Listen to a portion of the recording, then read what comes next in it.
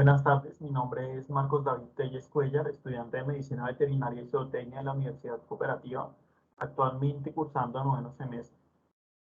Pues aquí vengo a hablarles de mi tercera rotación.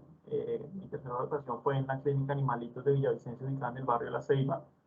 Eh, Empecemos pues hablando como un poquito de cómo está estructurada la clínica. La clínica en la actualidad cuenta con 3 consultorios para atender a los pacientes. Todos los consultorios pues se pueden observar que cuentan con materiales fitosanitarios. Las paredes cuentan pues unas con baldosa o con pintura tóxica, que son materiales que se pueden desinfectar. Las mesas son en acero inoxidable, un material que se puede desinfectar y si es necesario llegar a flamearlo, ¿no? También se puede. Eh, la clínica también cuenta con un quirófano climatizado con diferentes monitores, eh, hay unos monitores pequeños, uno que pueden ver a mano derecha, azul muy pequeño arriba de la caja, de una caja donde están gasas, o el monitor principal que está pues el trípode, en este instante, se me escapa el nombre en este momento, que ambos todos monitorean oxígeno, monitorean frecuencia cardíaca, y el más grande puede tomar presión venosa y arterial. La clínica también cuenta con un consultorio de imagenología, donde cuenta con equipo de radiografía y de ecografía para diagnóstico por imagen. La distribución de las áreas de hospitalización se encuentra en 3. La imagen del centro se llama, o es el sitio de hospitalización de gatos, recibe el nombre de gatera, es donde se hospitalizan los felinos y pequeños caninos. La imagen que encontramos a la derecha, que son cuatro jaulas, es el área de hospitalización de los pacientes que están más críticos, ¿no? Esta área está pues dispuesta en esta ubicación porque facilita pues estar más pendiente de los pacientes que están ahí, que cualquier personal médico dentro de la clínica esté pues constantemente vigilándolo o atendiéndolo. Por último, eh, el área donde se ven como unas jaulitas o aquí a su mano izquierda es el área de infecciosos o virales. En esta área se ponen los pacientes que tienen enfermedades virales eh, o altamente infecciosas, y se hacen en este sitio con una razón específica, y es que en esta área se puede correr un domo y permitir la ventilación del área para no acumular en el ambiente pues las partículas infecciosas y en general enfermar los otros animales. La clínica también cuenta con 2 laboratorios en los cuales se pueden correr pruebas rápidas como de hematología, hemogramas, pruebas de uroanálisis y químicas sanguíneas. Eh, la casuística de la clínica en general, la mayoría de pacientes que pues fueron recepcionados o llegaron a consulta entre el 29 de marzo y el 29 de abril fueron en su mayoría caninos, con el 79%, felinos con el 21%. Las patologías pues que más se observaron en felinos fueron las enfermedades virales, las intoxicaciones y las consultas por OVH.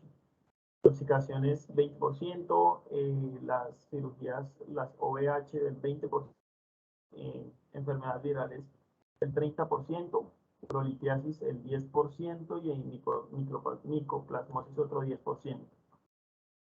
Eh, otras patologías como los hepáticos, renales, fueron el 6 y el 4%. En los caninos sí se diversifica un poco más eh, las patologías asociado con el número de pacientes, ¿no? Entonces, por el número de pacientes, pues se diagnostican un poco más pues, de enfermedades, principalmente los hemoparásitos. Eh, otros se refiere pues, a los pacientes que no pudieron llegar a ser diagnosticados o que se trataron de manera sintomática sin llegar a un diagnóstico definitivo. Bueno, mi caso clínico es un PUC. macho de 5 años, peso 10 kilogramos, que al momento del examen clínico la temperatura se encontraba en 38.3, frecuencia cardíaca de 108 latidos por minuto, frecuencia respiratoria de 40 respiraciones por minuto, pulso lleno, fuerte y concordante, tiempo de llenado capilar de 2 segundos y una condición corporal de 3. Ya haciendo la anamnesis, entonces la dueña describe que el canino estaba subiendo las escaleras y de repente baja la cabeza, se cae y queda como en coma. Es lo que alude la dueña, ¿no? Para empezar, pues, a enfocar el diagnóstico, se realiza un hemograma. En el primer hemograma, entonces, encontramos eh, una anemia hipocrómica, o sea, una anemia normocítica hipocrómica y con trombocitopenia. También una leucosis por neutrofilia, linfocitos y granulocitosis. Entonces, al ver de primera manera este hemograma, entonces se deduce que el animal está cursando por un cuadro tal vez eh, agudo de una infección, una anemia muy, muy marcada. La anemia, pues ya, cuando uno no puede ver la parte de leucocitaria y lo asocia con algo muy agudo, sin embargo, esa anemia tan marcada, pues ya nos habla de algo crónico. La trombocitopenia, pues también una trombocitopenia bastante marcada. Y ya al tener estos valores del hemograma, pues se decide como para ahondar en los resultados, hacer unas químicas sanguíneas. En las químicas sanguíneas, pues se encontró tromboplastina disminuida, también en asociación con la trombocitopenia y nitrógeno ureico elevado, ¿no? Entonces empezamos a tener también el animal con algo de problemas renales, pero ya de manera un poquito más aguda que crónica. Como plan terapéutico, eh, se empezó como con coadyuvantes, como lo son el tonical. El tonical pues es complejo B.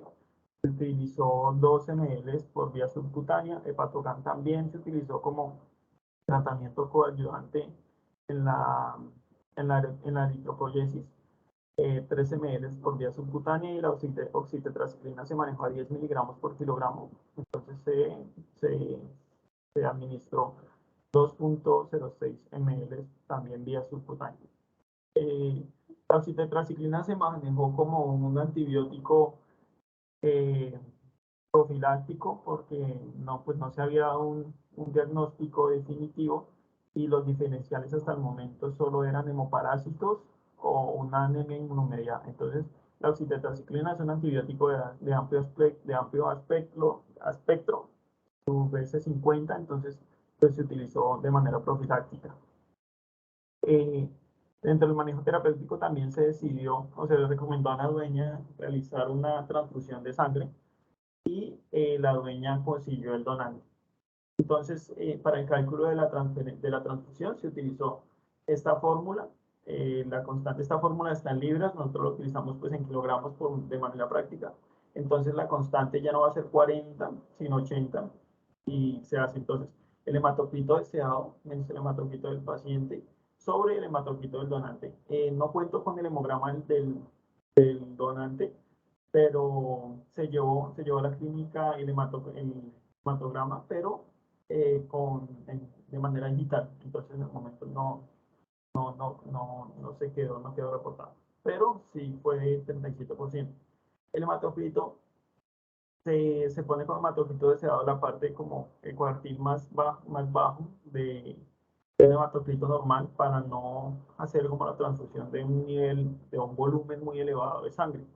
El nivel a transfundir total para este animal fue de 490 ml, de los cuales solo pudimos transfundir 450 por dificultades en la extracción de la sangre del donante. Se utilizó este tipo de bolsa. Este tipo de bolsa en nuestro caso venía eh, pues heparinizada para evitar la coagulación de la sangre y era exactamente igual, exactamente la misma y no es de uso veterinario la que utilizamos, sino de uso humano, pero pues en la práctica sirve. Después de que se realizó el hemograma, pues empezaron a hacer, en la transfusión se empezaron a hacer hemogramas de control. En los hemogramas de control que encontramos, que para el día 20, entonces encontramos también una actividad inmunológica bastante marcada. Eh, el hematocrito, a pesar de que se hizo la transfusión, estaba más bajo, y al igual que todo, pues el recuento de glóbulos rojos y la hemoglobina. Esto se asoció más a un problema de toma de muestra que a valores reales. Entonces, por ese día se dejó el paciente, que el paciente evolucionara, y el otro día pues se tomó un tomograma donde ya aparecieron algo de valores un poquito más congruentes con el tratamiento que el animal estaba llevando, ¿no? Entonces, a pesar de que el animal seguía con anemia, ya no era una anemia tan marcada, es una anemia que el hematocrito está en 22,6%. El recuento de glóbulos rojos pues se elevó de 1,3 a 3, entonces fue bastante favorable. La mejoría empieza a notarse. De igual manera, la respuesta inmunológica bajó, bueno, la respuesta inmunológica aumentó, qué pena, entonces es asociado pues sobre todo al reconocimiento de estas células extrañas dentro del torrente sanguíneo. Entonces, aunque no hayan una reacción adversa eh, muy marcada, siempre va a haber pues como esa reacción inmunológica, ¿no? Por último, el día 29 se hizo el último control de, de, de, de, de la hemodinámica del animal, y se encontró que eh, la reacción inmunológica pues disminuyó. Eh, no se diagnosticó si el animal estaba usando o no por algún tipo de enfermedad de hemoparásitos o algo inmunomediado. Sin embargo, el tratamiento enfocado al problema pues funcionó. Eh, el animal pues aún todavía tenía anemia, y aún tenía, pues era una anemia hipocrómica, también tenía todavía trombocitopenia.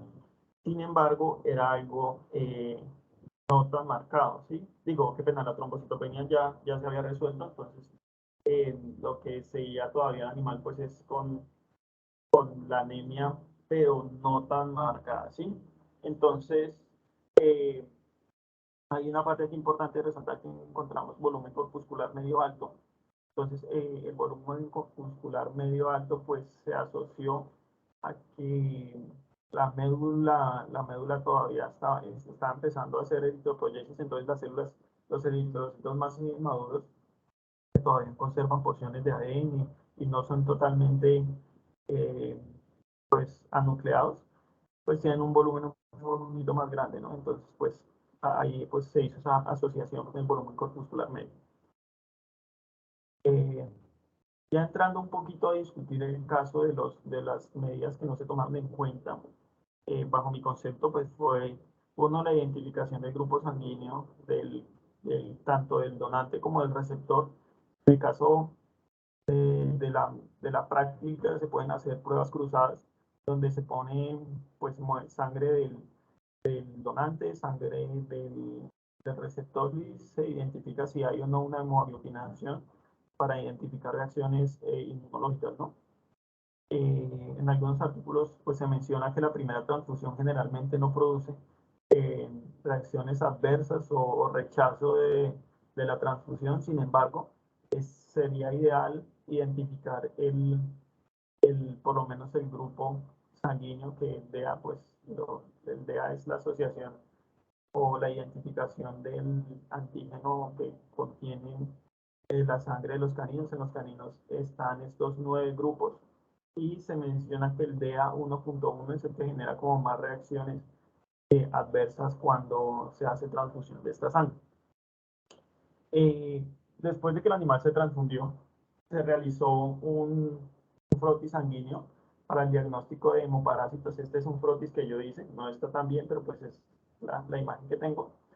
Eh, lo que yo pude ver fue en el momento, pues fue los cuerpos de Howard Koji, que como lo estaba hablando anteriormente, son eritrocitos que conservan una parte de su ADN. En primera instancia los asocié con anaplasma, Sin embargo, se descartó ya en la muestra en el frotis que se mandó al laboratorio y donde se diagnosticó Ehrlichia canis, que en este frotis no pudo observarlo. Sin embargo, sí se encontraron pues estos cuerpos de Power Johnny y los llanocitos señalados con la flecha negra, que son estas células como que tienen un aumento de tamaño, que se ven como en el centro prácticamente sin color. Mi caso clínico, entonces como conclusión tenemos que la, la transfusión sanguínea es una herramienta bastante útil que casi no se utiliza en la clínica de animales pequeños, sin embargo es una herramienta de bastante utilidad para pues controlar o regular como esta hemodinámica alterada en los pacientes. Sin embargo, pues se tienen que cumplir con ciertas medidas preventivas y no hacerlo de una manera tan apresurada como se hizo con este paciente, que al final sí dio resultado, pero el riesgo era muy alto, de una actividad o una respuesta negativa a esa transfusión, eh, llegando pues, o sea, fácilmente a la muerte del animal. Entonces, este fue mi caso, muchas gracias y espero pues que haya quedado más o menos claro lo que expliqué.